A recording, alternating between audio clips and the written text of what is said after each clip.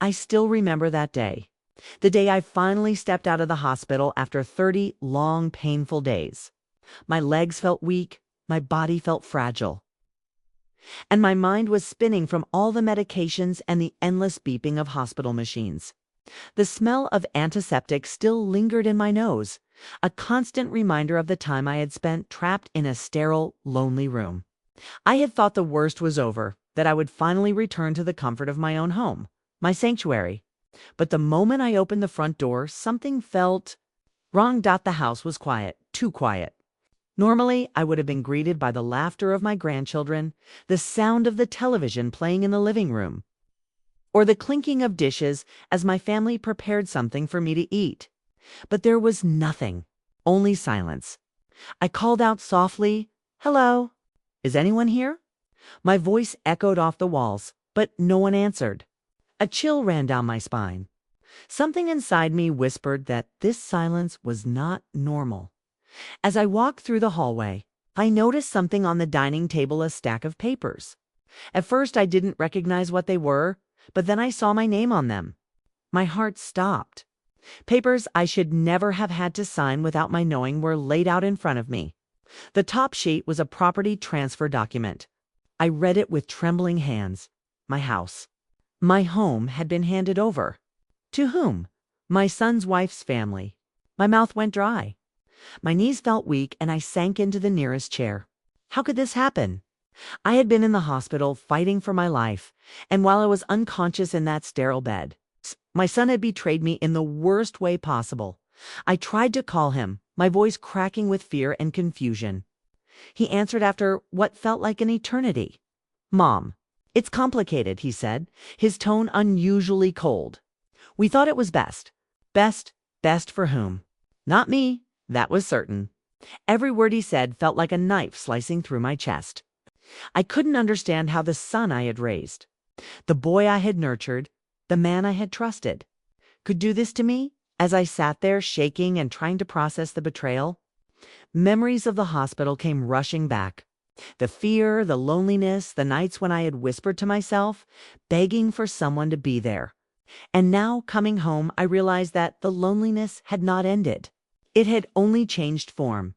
And the betrayal cut deeper than the illness ever could. I decided I needed to see the house, truly see it, not just through the documents or his excuses. Every corner, every room I had painted with love and memories over decades now belonged to people I barely knew. As I walked from room to room, I noticed small signs that something else had happened while I was away. Drawers slightly open, photographs moved, small things out of place.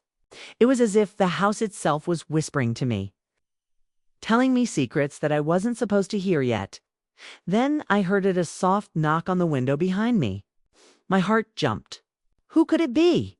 The hospital had left me weak and paranoid, but I knew that knock wasn't my imagination. I walked slowly, each step heavy, until I reached the window. Outside, under the dim glow of the porch light, stood a figure I didn't recognize. Their face was partially hidden by shadows, but I could feel their eyes on me, watching. I stepped back, a shiver crawling down my spine. Suddenly, my phone buzzed. A message from an unknown number. "Be careful. They are not who they seem." My hands shook as I dropped the phone. The house, my home, my safe place, had become a place of fear and uncertainty. I realized that this was just the beginning. There were secrets, lies, and betrayals that I had yet to uncover. And one thing was clear: my life had changed forever. I sat down in the living room, my mind racing, trying to figure out what to do next. The sounds of the night outside, the rustling of leaves, the distant barking of a dog, the faint hum of a car engine suddenly felt threatening. I felt trapped, just as I had felt in the hospital. But now the danger was not sickness. It was something far worse. Someone close to me had taken what was mine, and I didn't know who I could trust anymore. And then I heard it. A soft whisper from the dark hallway leading to my bedroom. "Mom, we need to talk." I froze. My blood ran cold. The voice. It was familiar, yet there was something strange about it. Something I couldn't place. My first instinct was to run, but my legs felt like lead. I had survived illness. I had survived fear. But could I survive what was waiting for me in my own home? I don't know how long I sat there, heart pounding, staring at the hallway. But one thing was certain: I was no longer just a mother returning home. I was someone caught in a storm of betrayal, secrets, and lies. And the night. The night had only just begun. I still remember that night. The moment I heard the whisper echo through the dark hallway, my heart was pounding so loudly I thought it might wake the entire neighborhood. I wanted to call out, to demand answers, but my voice was gone. Trapped somewhere deep inside me with all the fear and exhaustion I had carried from the hospital.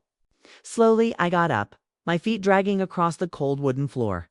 Every step felt heavy, almost like walking through water. The hallway was dimly lit. Just the faint glow from the living room spilling over. Shadows twisted along the walls, playing tricks on my tired eyes. And then I saw her, or maybe him, I wasn't entirely sure. A silhouette stood there, barely moving, but I could feel the intensity of the gaze piercing me. I wanted to turn away, to hide in the living room and pretend I had never heard the whisper. But something inside me told me I had to confront it. "Who's there?" I finally managed to say, my voice trembling. It sounded small and weak, even to my own ears.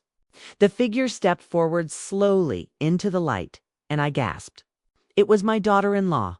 Her eyes were wide, and for a moment I thought she looked almost scared of me. But there was something else too.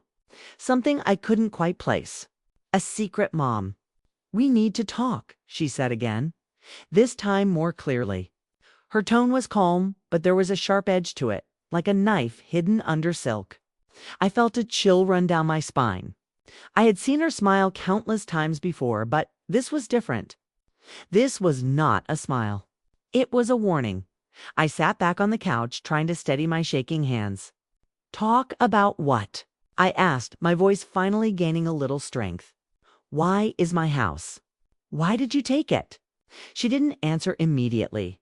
Instead, she walked closer, her shoes clicking softly against the floor, each step echoing like a drumbeat in my chest. Then she finally spoke, but her words confused me more than they explained.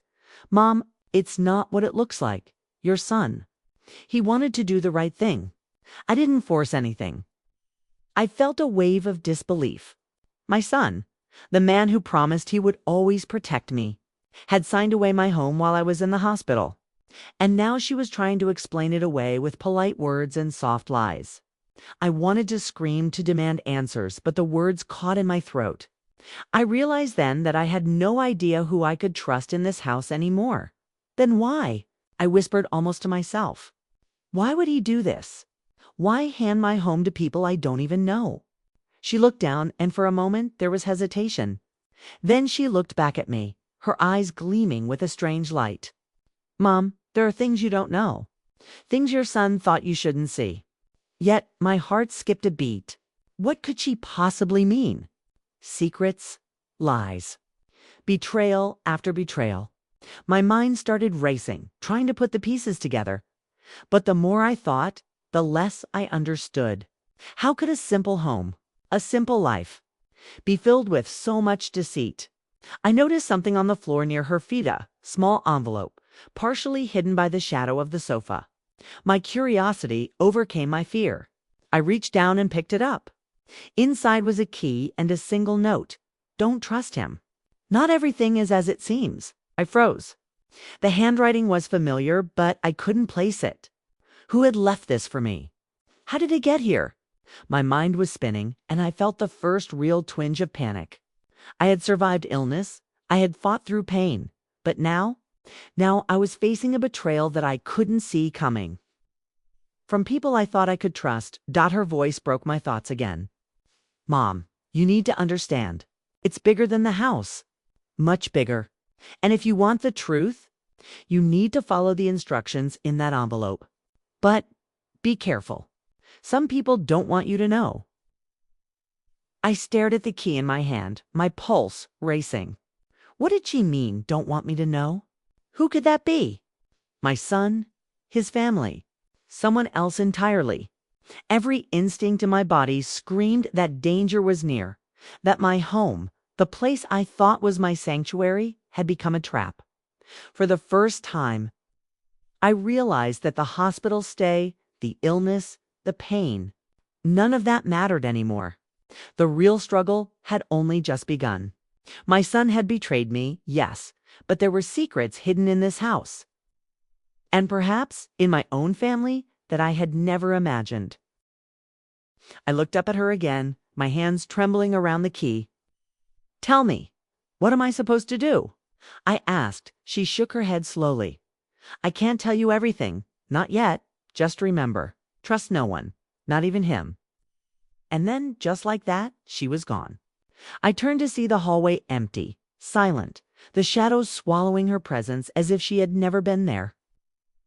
I was alone again, holding a key that could unlock mysteries I wasn't sure I was ready to face. The house felt colder than before. Every creak of the floorboards, every rustle of the wind outside felt louder, sharper, as if warning me that something was coming. And in that moment, I realized I had no idea what my son was truly capable of, or what secrets he had been hiding while I fought for my life in the hospital. I sat back, clutching the key, my mind racing. The silence of the house pressed down on me, heavy and suffocating. And then I heard it a soft, almost imperceptible sound from upstairs. A door, opening slowly. I froze. My breath caught in my throat. Someone or something was moving in my home. And I knew with a sinking feeling in my chest that the night was far from over. I still remember that night. It's the night the house no longer felt like my home. The soft creak from upstairs had frozen me in place, every muscle in my body tense. My heart thumped loudly in my chest, echoing in the stillness. I gripped the key in my hand like it was a lifeline, my fingers trembling. The air felt thick, heavy, almost suffocating. And the shadows in the corners seemed to shift and move as if they were alive. I didn't want to go upstairs. My legs shook as I stood hesitating at the bottom of the stairs. Every instinct screamed at me to run, to leave the house immediately. But some stubborn part of me pushed me forward. I had survived illness, betrayal, and heartbreak. Surely I could face whatever was waiting for me above, step by step. I climbed the stairs, the wooden steps groaning beneath my weight. The sound of my own breathing was loud, almost deafening, but I couldn't stop. At the top, the hallway stretched ahead, dark and quiet. Every door was closed, yet I could feel a presence. A watchful eye. Then I saw it. The door at the far end, slightly ajar and faint light spilling into the hallway. I approached slowly, my heart racing. Pushing the door open, I froze. The room was empty, no person, no figure, just shadows, and the faint smell of perfume lingering in the air. My eyes scanned the room, searching for a clue, for anything that could explain the fear I felt. That's when I noticed the drawer of the old wooden desket was open slightly. Papers spilling out. I stepped closer, picking up the top sheet. My hands shook as I read the words written there. It was a letter from my son, addressed to me, but the tone was strange, almost cold. It spoke of promises, of keeping things hidden for my own good, and ended with a sentence that made my blood run cold. Some truths are better left buried, but the time will come when you must choose. I dropped the letter, my mind spinning. What truths? What was he hiding? My son, the boy I had raised, the man I had trusted, had been keeping secrets from me all along. And now, after a month in the hospital, after I had come back weak and vulnerable, he had handed my home over to his wife's family. I realized then that my son was not just negligent or careless. There was something deliberate, something dangerous behind his actions. A sudden sound made me jump. The door creaked, as if someone had leaned against it. I spun around, but the hallway was empty. I wanted to call out, to scream, but no sound came. My throat was dry, my voice gone again. The house, my home, was playing tricks on me. Or maybe Kit was warning me. I remembered the envelope and the key that the daughter-in-law had left for me. I pulled them out from my pocket. The key was small, ordinary, but something about it felt important, urgent. The note had said, "Don't trust him. Not everything is as it seems." I realized that this key could unlock more than a door, it could unlock the truth. But which door? My eyes scanned the room, the hall, every corner. And then I noticed a small door I had never paid much attention to before, hidden behind a bookshelf. It was narrow, almost like a secret passage. My pulse quickened. Could this be it? Could this key open the door to the truth about my son, the house, and everything that had changed while I was in the hospital? I hesitated. Every horror story I had ever heard flashed through my mind: hidden rooms, dark secrets, betrayals worse than I could imagine. But fear was not going to stop me now. I had to know. Trembling, I inserted the key into the small, rusty lock. It fit perfectly. With a soft click, the door swung open, revealing a narrow staircase leading down into darkness. The smell of dust and old wood hit me instantly. The air was cold, almost biting, and I felt the weight of secrecy pressing down on me. Every step I took downward made the stairs groan, but I couldn't stop. At the bottom, I found myself in a small basement, dimly lit by a single bulb hanging from the ceiling. And that's when I saw it.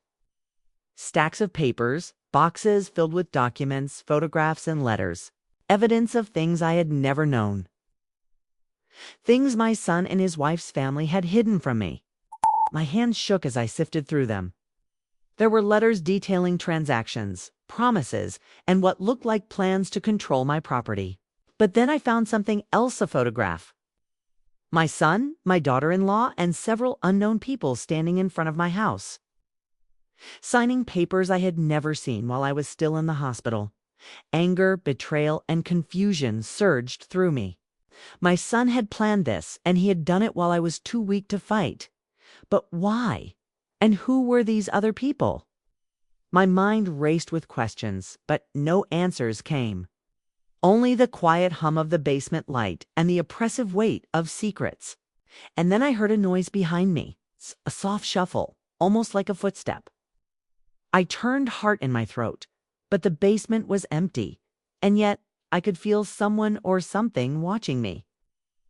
Someone didn't want me here, discovering these secrets. My pulse spiked, and fear gripped me like a vice. I realized that what I had uncovered in the basement was only a fraction of the truth. The shadows seemed to close in around me. And I knew one thing for certain: my son's betrayal was bigger than I could have imagined. And the danger. The danger was not over.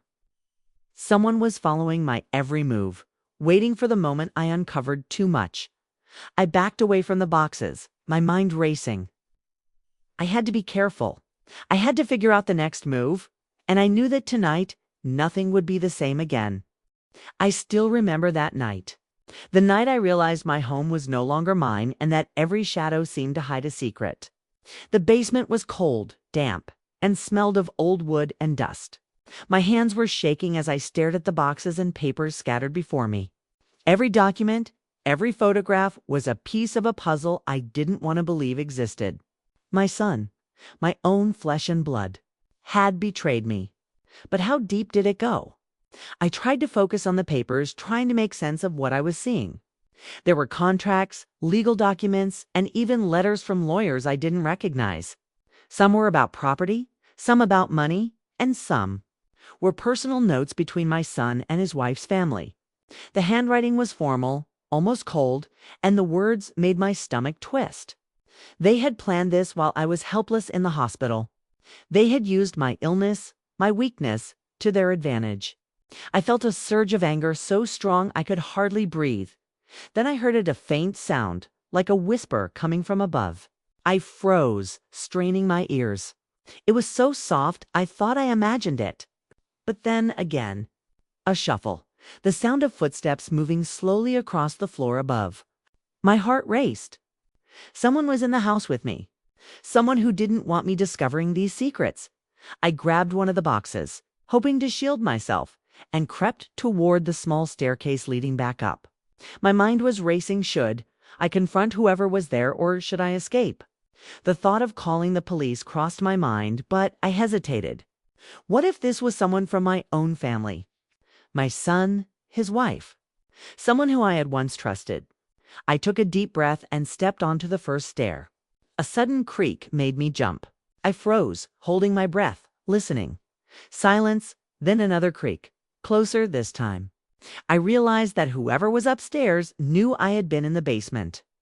They were watching, waiting. I climbed the stairs slowly, every step deliberate. At the top, the hallway was empty again, but the sense of being watched was stronger than ever. I gripped the key tightly in my hand, the note from the daughter-in-law echoing in my mind. Don't trust him. Not everything is as it seems. Those words kept repeating, a warning I couldn't ignore. I decided I needed answers. I needed to confront my son, to demand the truth.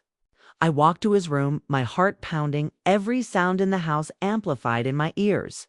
I knocked softly. Son, can we talk?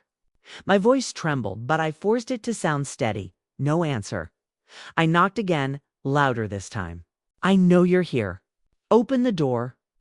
Finally, the door creaked open, and there he stood. My son, the boy I had raised, the man I had trusted, looked at me with a calm expression, almost too calm. His eyes, once warm and familiar, now seemed distant, guarded. Mom, he said, his voice smooth, almost rehearsed. I didn't expect you to come back so soon. I felt a wave of disbelief. You knew I would come home. And still, you gave my house away. I could barely get the words out, my hands shaking with anger and fear. He sighed, as if the weight of the world was on his shoulders. It's complicated, Mom. There are things you don't understand. Things I did to protect you, protect me. I echoed, incredulous. By handing my home to strangers while I was in the hospital. By hiding secrets from me. You call that protection? He stepped closer, his eyes darkening. I didn't have a choice. You don't know the full story. There are people involved. People who would have hurt you if I didn't act. Felt a chill run down my spine. People. What people? My own family. Who would hurt me? He hesitated, and in that pause, I saw something flicker in his expression. Fear. Maybe guilt, maybe something worse. Mom, you shouldn't be here right now. You don't understand the danger. The word danger made my blood run cold. Danger. In my own house? What had I walked into? My legs felt weak, but my mind was racing. I had to know. I couldn't let fear stop me now. I need to know, son. Tell me everything. Why my house? Who's involved? He looked away, then back at me, his eyes filled with a mix of regret and determination. If I tell you, there's no going back. Once you know, you can never be safe here again. My heart pounded. I realized then that my illness, my recovery, my return home, none of it mattered anymore. What mattered was the truth, however painful it might be. I had to know. I had to face the betrayal, no matter the cost. And then, from behind him, I heard a soft click. The sound of a door opening slowly. My blood ran cold. Someone else was entering the room? Someone who had been waiting for the right moment to reveal themselves. I turned. But before I could see who it was, the lights flickered, and the room was plunged into darkness. A shadow moved, fast, almost too fast to see. My heart leaped into my throat. I was no longer just a mother confronting her son. I was in the middle of something far larger, far more dangerous than I could have imagined. And in that instant, I knew one thing with absolute certainty. My life had changed forever, and the night was far from over. I still remember that night, the night I realized my home was no longer safe, and the walls I had built around my life were crumbling. The darkness in the room felt suffocating, pressing down on me. And the shadow I had glimpsed behind my son seemed to pulse with danger. My heart raced so fast I could hear it echoing in my ears, mingling with the silence of the room. I could sense that whatever was coming next would change everything. I took a cautious step forward, my hands trembling, clutching the key like it could protect me from the unknown. My son, still standing in front of me, seemed frozen for a moment, his eyes darting toward the darkness behind him. "Mom, you need to sit down," he said, his voice tight, controlled. But I wasn't going to sit. I had endured sickness, betrayal. And betrayal's silent whisper's eye wasn't backing down now. From the darkness, a figure stepped forward. My breath caught in my throat. It was my daughter-in-law. But she wasn't smiling this time. Her eyes were sharp, calculating, and there was something in her expression that made my blood run cold. She moved toward me slowly, almost gliding, and I realized she wasn't here to comfort me. She was here to control the situation. "Mom," she said softly, but her words were cold. "I didn't want you to see all of this yet, but it seems you're too curious to leave it alone." I took a step back. "What do you mean? What is all of this?" I gestured toward the basement, the documents, the photographs. "What have you done while I was in the hospital? Why my house? Why betray me like this?" Her gaze shifted to my son, and for a moment saw a flicker of something unspoken pass between the man understanding. A plan. A secret. "It's not just about the house, Mom," she said. "It's about keeping you safe. There are people who don't want you asking questions. People who would stop at nothing to get what you know." My head spun. Stop at nothing. What do you mean? My own family. Who are you talking about? She took another step forward, her shadow stretching across the floor like a dark wave. "You've been sick, Mom. You were vulnerable. While you were in the hospital, then my family saw an opportunity. And your son. He was caught in the middle. He tried to protect you, but it wasn't enough." I felt my stomach twist. My son, my own child, caught in the middle. And his family. My daughter-in-law's family. Planning something against me. I couldn't believe it.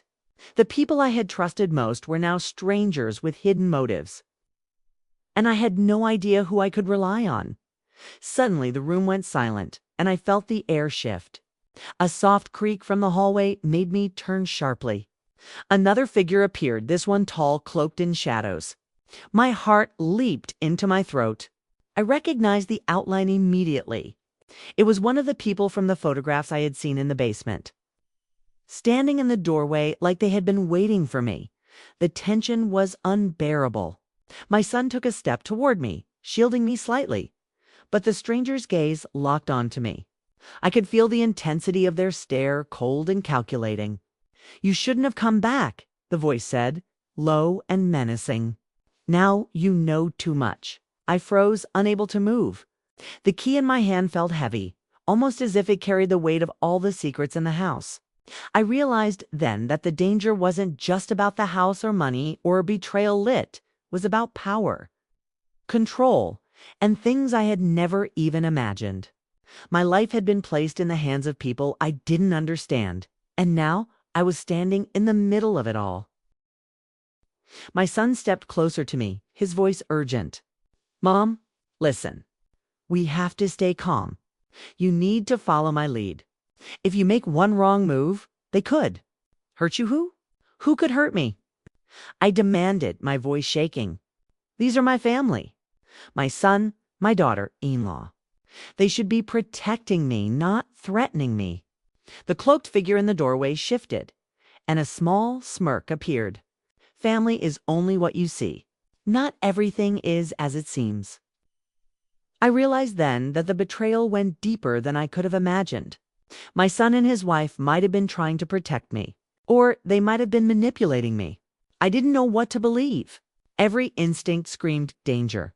Yet part of me wanted answers. Wanted to understand why everything had changed while I was helpless in the hospital. Suddenly, I heard a faint sound from upstairs, another creak, like footsteps moving carefully across the floor. My heart froze. There were more people in the house, watching, waiting, ready to act. I felt trapped, cornered, and completely alone despite being surrounded by my own family.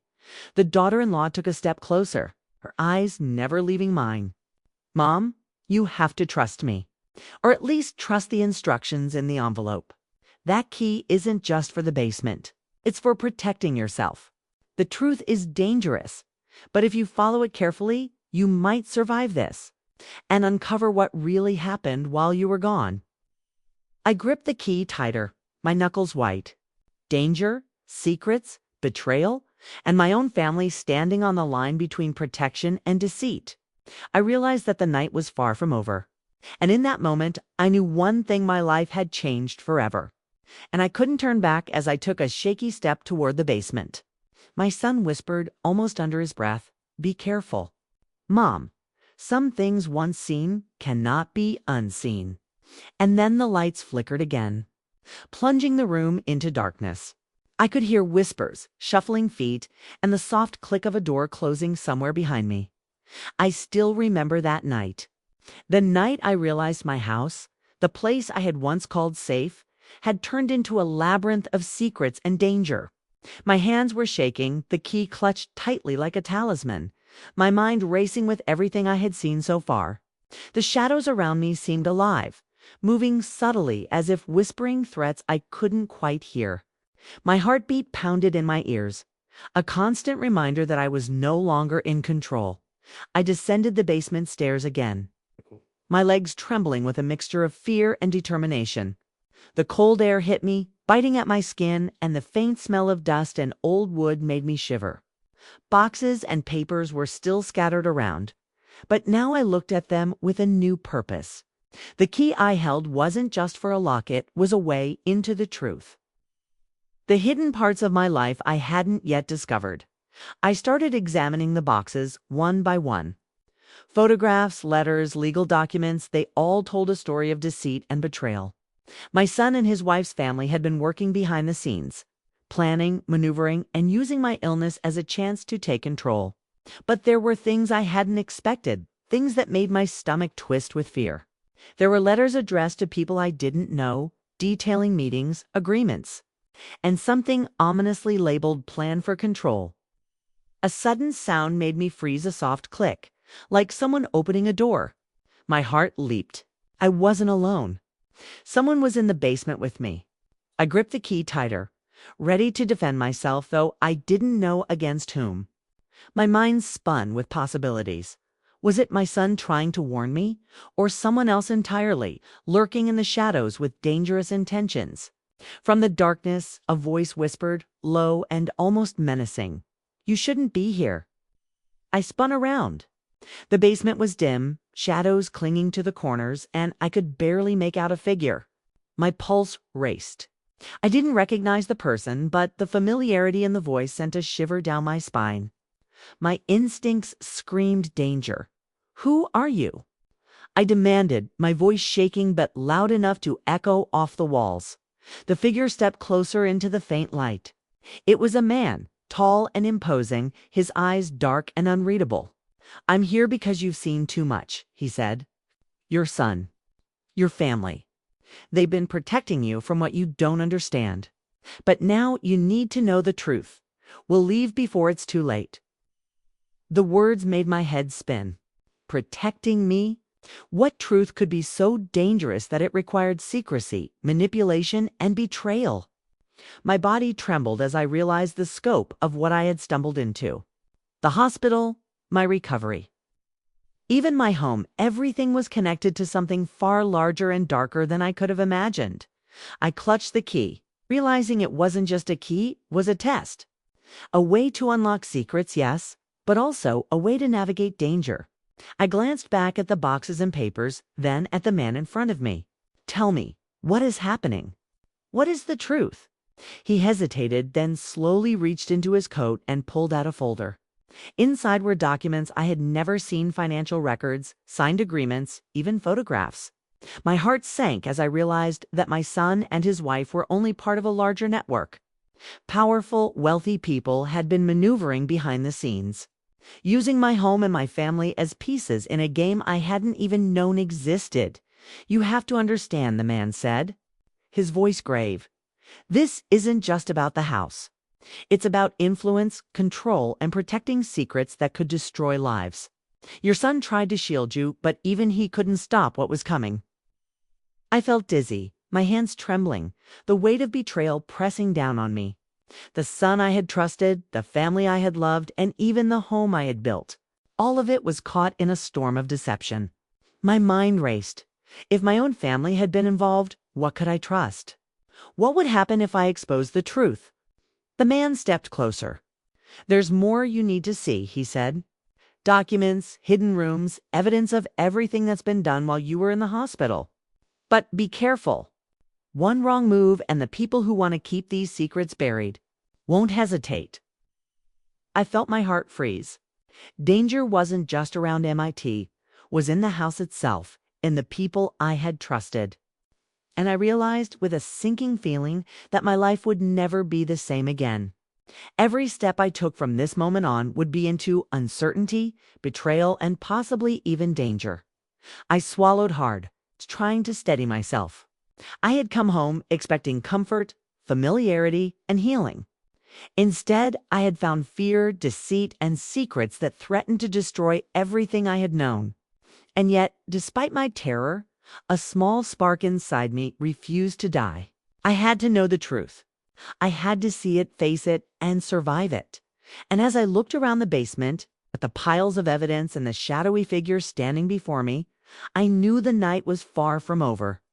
The house had become a battlefield, and I was standing right in the middle of it, trapped, uncertain, but unwilling to back down. I still remember that night. The night I realized my home had become a cage of secrets and lies. The basement felt suffocating, the air thick with dust and tension. My hands were still shaking, the key clenched tightly, and my heart pounded like a drum. Every shadow seemed alive, every creak of the old wooden floor echoing like a warning. I knew with a sinking feeling that nothing would ever be the same again. The man in front of me, Samoon, I didn't know, but who claimed to know the truth, stepped closer, holding a folder that seemed to weigh as heavily as the secrets it contained. "You need to see this," he said, his voice low and urgent. "Everything your son and his family have done, everything they've hidden, is here. But once you see it, there's no going back." I swallowed hard, fear and determination battling inside me. My son had betrayed me, the house had been stolen from me, and now there was a whole network of people manipulating my life while I was too weak to fight back. I had come home expecting safety, comfort, and love. Instead, I was staring into a darkness I didn't understand. The man opened the folder and pulled out photographs first. My eyes widened. There were pictures of my son, my daughter-in-law, and people I didn't recognize, signing documents in my house while I was still in the hospital. The dates matched the days I had been unconscious, weak, and trusting that everything would be okay. And then I saw something even worse: letters discussing plans to control my property, and notes about ensuring compliance with my absence. I felt my stomach twist. My son had not just handed the house over to his wife's family. He had been part of a plan, part of a scheme that I couldn't even begin to comprehend. And my daughter, Anla. She had lied, deceived me, and played a role in all of it. "Why?" I whispered, my voice trembling. "Why would they do this? Why betray me like this?" The man's eyes softened for a moment. "It's not that simple. Your son, he was trapped. He didn't have the power to stop it. And your daughter-in-law. She did what she thought was necessary to protect you. But the people behind them, they aren't family. They want control, and they will use anyone to get it." I felt a chill run down my spine. Control, manipulation, danger. My home, the place I had always considered my sanctuary, had become a battlefield. And I, the mother, was standing right in the middle of it. The man handed me another folder. Inside were letters, legal papers, and photographs showing meetings I had never known existed. There were names, signatures, and even threats. I realized then that my son had been living under pressure I hadn't imagined, trying to protect me while being pulled into something bigger than our family. Tears pricked my eyes as I thought about the betrayal, the lies, and the danger. And yet, in the midst of the fear, I felt a spark of determination. I had survived sickness. I had fought through pain. And now, no matter how complicated or dangerous this situation was, I would not let fear control me. I had to know the full truth. Suddenly, I heard a noise above a floorboard creaking, a soft whisper of movement. My pulse spiked. The house was alive with secrets, and someone was still watching. I knew then that the danger wasn't gone. Whoever was behind this plan was still close, observing, waiting. And I had to act carefully if I wanted to survive. I turned back to the man. What do I do now? How do I protect myself? How do I uncover everything without getting hurt? He looked at me gravely. You follow the instructions. The key is important. It will guide you to what you need to see. But be careful. One mistake could be costly. You're not just dealing with a family dispute anymore. This is bigger, more dangerous, and there are people who will do anything to keep the truth hidden. I nodded slowly, gripping the key tighter. Fear and anger mingled in my chest, but one thing was clear: I could not stay passive. I had to confront this, uncover the secrets, and reclaim what was mine, even if it meant facing danger head-on. And then, from somewhere in the basement, I heard a faint whisper, almost like a warning. They are closer than you think. Trust no one. I froze. The words sent shivers down my spine. I realized that the betrayal, the lies, the danger, they were all part of a bigger game. And I had just stepped onto the board. My son and daughter-in-law had their secrets. I had my suspicions. And the people orchestrating this behind the scenes, I didn't even know who they were. But one thing was certain: had to uncover the truth, piece by piece, no matter the cost. I took a deep breath, my hands still shaking, and made a decision. I would follow the instructions, unlock every secret, and face the people responsible. The night was far from over, and I could feel that the most shocking revelations were still ahead. I still remember that night, the night I decided to stop running from the truth. I sat alone in my living room, the dim light of a single lamp flickering across the walls. The folders, letters, and photographs were spread out on the table before me like a map of betrayal. My heart was heavy, my hands trembling as I traced the names and signatures that had stolen my peace. The house was silent except for the ticking of the old clock on the wall. Clock my husband had bought years ago. Every tick sounded louder, sharper, as if reminding me that time was running out. The man who had shown me the documents had left hours ago, warning me to stay quiet, to act like nothing had changed. But how could I? My world had already turned upside down. I thought of my son, his nervous eyes, his strange silence when I came home, the way he avoided my questions. I had raised him to be honest, kind, and loyal.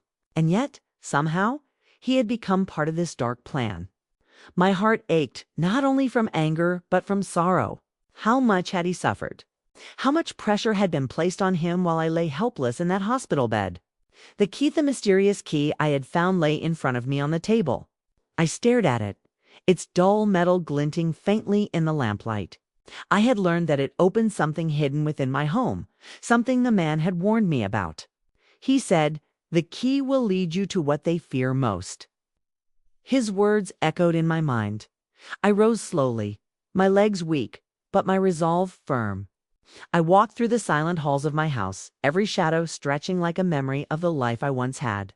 The walls seemed to whisper as I passed, as if holding on to secrets they were too afraid to speak. I stopped in front of the old study, my husband's favorite room before he passed away. The key trembled in my hand as I pushed the door open. The air inside was cold still. The faint smell of old books and wood polish lingered. I walked to the far side of the room, where a small cabinet stood, one that had always been locked. My heart raced as I inserted the key into the lock. For a moment it didn't turn, and I felt panic rise in my throat. But then, with a faint click, it opened. Inside was a small metal box. My breath caught in my chest as I pulled it out. It was heavier than it looked, and the sound of shifting papers inside made my pulse quicken. I placed it on the desk, my hands shaking as I lifted the lid. Inside were documents, old ones, yellowed by time, and a stack of photographs. The first thing I saw was my husband's handwriting. It was his journal, his notes. And as I began to read, my world began to tilt. He had known. He had known about the people manipulating my son, about the deals being made behind our backs. He had written about the threats he received, the warnings, and how he had hidden certain documents to protect me. My heart pounded as I read his final note. If you are reading this, it means they have come for the house. Do not trust everyone. The truth is in the hidden files. Protect yourself. Protect our name. Tears blurred my vision. My husband had tried to protect us, even in death. And now? Everything was happening just as he feared. But there was more. Tucked beneath the papers was another envelope, sealed tightly. My name was written on it in his familiar handwriting. My fingers trembled as I tore it open. Inside was a photograph of my son with a woman I didn't recognize. On the back were the words, "She's not who she says she is." I felt my knees weaken. My daughter-in-law, or someone else entirely. The realization hit me hard. Everything I thought I knew about her family, could be a lie. Just then, I heard footsteps in the hallway. My breath caught. Someone was inside the house. I quickly shut the box, clutching it to my chest, and turned off the lamp. The footsteps grew closer, slow and deliberate. My pulse raised as I pressed myself against the wall, my mind spinning. The door handle moved slightly, then stopped. I held my breath, praying they wouldn't come in. After a long moment, the footsteps retreated. The silence that followed was deafening. I sank to the floor, tears streaming down my face. My heart was breaking from betrayal, fear, and the haunting knowledge that my husband had known this day would come. But now I was no longer the weak, sick woman who had returned from the hospital. I was stronger. I had the truth and I was ready to use it. As I clutched the box, I whispered to myself, no more lies. No more hiding. The night outside was dark, the wind howling softly through the windows, but something inside me had changed. I was done being the victim. Still, I couldn't shake the question burning in my mind. Who was the woman in the photograph? And what did my husband mean when he wrote, "She's not who she says she is"? I looked at the locked study door one more time, then at the box in my hands. I knew this was just the beginning of another dangerous discovery. I still remember that night. The night when the truth finally began to crawl out from the shadows. The air inside the house felt different, heavier, almost suffocating. The documents from my husband's box were spread across the desk like broken pieces of a puzzle I didn't yet understand. Every word, every photograph, every name carried the weight of secrets that had been buried for too long. The picture of my son with the unknown woman haunted me. I turned it over in my hands again and again, staring at the words written by my husband. She's not who she says she is. Those 6 words echoed in my head like thunder. Could it be about my daughter-in-law? Or was there another woman? Someone who had manipulated everything from behind the curtain? My body trembled as I sat in silence, listening to the faint sounds of the house, the ticking clock, the whisper of the wind outside, and the occasional creak of the old floorboards. My home, once filled with laughter and warmth, now felt like a stranger's place. Even the walls seemed to watch me, as if they knew what I was about to uncover. The next morning, I decided to confront my son. I needed answers, not half-truths, not excuses, but the real story. When he entered the kitchen, his eyes looked tired, almost haunted. He tried to avoid my gaze, but I placed the photograph on the table in front of him. "What is this?" I asked softly, my voice trembling. He froze, his face turning pale. His eyes darted to the photograph, then to me. For a long moment, he said nothing. Then he whispered, "Mom, please, you don't understand." "Then make me understand," I said, tears burning my eyes. "What have you done? Who is she? Why did you give away this house?" He sank into the chair, burying his face in his hands. I watched as his shoulders shook with fear, guilt, or grief. I couldn't tell. Finally he spoke, his voice cracking. "She's not just my wife," he said. "Her family. They're powerful, dangerous. I didn't have a choice." I stared at him, trying to process his words. "What do you mean you didn't have a choice?" He lifted his eyes, red and filled with regret. "They wanted the house. Not because of money, because of what Dad hid here. They knew about it. They've known for years. She married me because of that. I thought I could protect you by giving them what they wanted by pretending to cooperate. But it didn't work. They kept asking for more. And when you came back from the hospital, they panicked. My heart dropped. My husband's warnings, his hidden notes, his fear, everything made sense now. The people my son's wife called family had targeted us long before. My son had been their pawn, trapped between loyalty and fear. Why didn't you tell me? I asked softly, my voice breaking. He shook his head. They threatened you, Mom. They said if I told you anything, they'd hurt you. I thought I could control it. But I was wrong. Tears streamed down my face.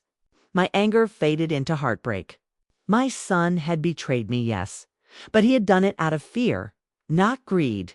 And now we were both caught in a storm we hadn't created. I leaned closer, whispering, "Listen to me. We can fix this. We can fight them, but you have to trust me now." He looked at me, eyes wide with disbelief. "Fight them? You don't know what they're capable of." I placed my hand over his trembling one. "I don't care. This is our home.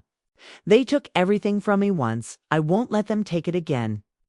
Just then, a sound shattered our fragile moment, the sharp crack of a door opening. My son's head snapped toward the hallway. His face went pale again. "They're here," he whispered. My blood ran cold.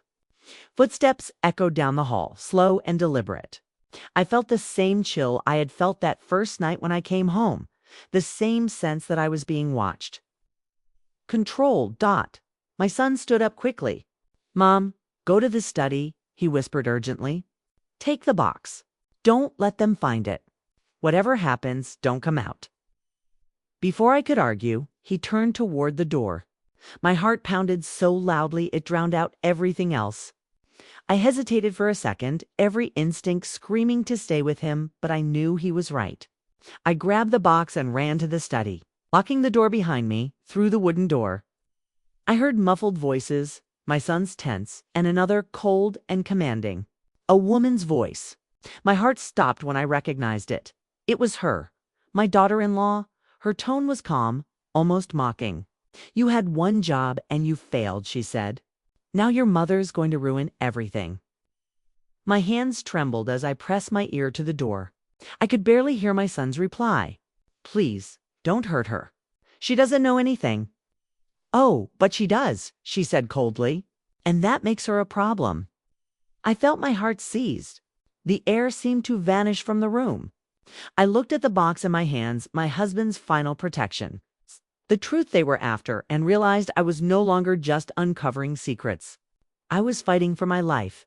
My breath came fast and shallow as I whispered to myself, "They'll have to go through me first." Outside the study, I heard footsteps moving closer, the doorknob turning slightly. I backed away slowly, clutching the box to my chest. My son shouted something, but the voices were drowned out by the sound of breaking glass. The house that had once been my safe place had now become a trap. And I was right in the center of it.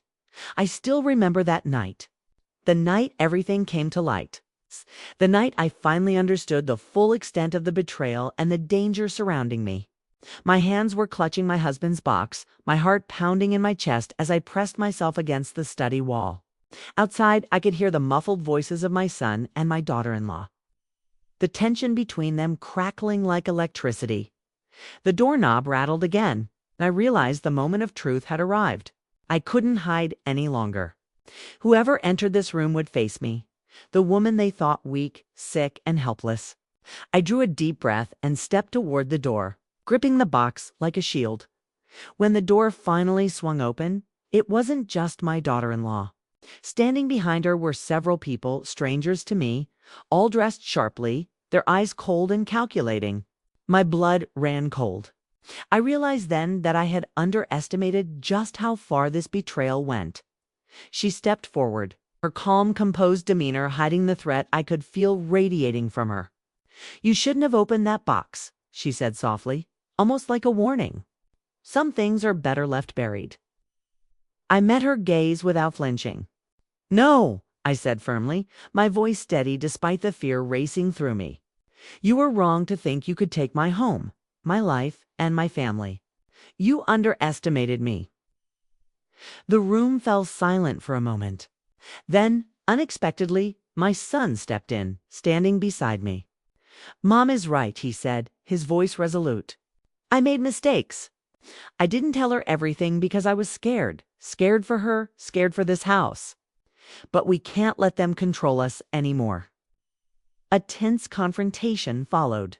Words were exchanged, threats were whispered, but the tide began to turn. I realized that while my daughter-in-law and her family had power and planning, I had something far stronger: truth, determination, and the will to protect my life and my home. Slowly, I opened the metal box, showing them the documents, photographs, and letters. Every secret they had tried to hide, every manipulation they had orchestrated, was now exposed. Their expressions shifted. Some faces hardened in anger, others flickered with fear.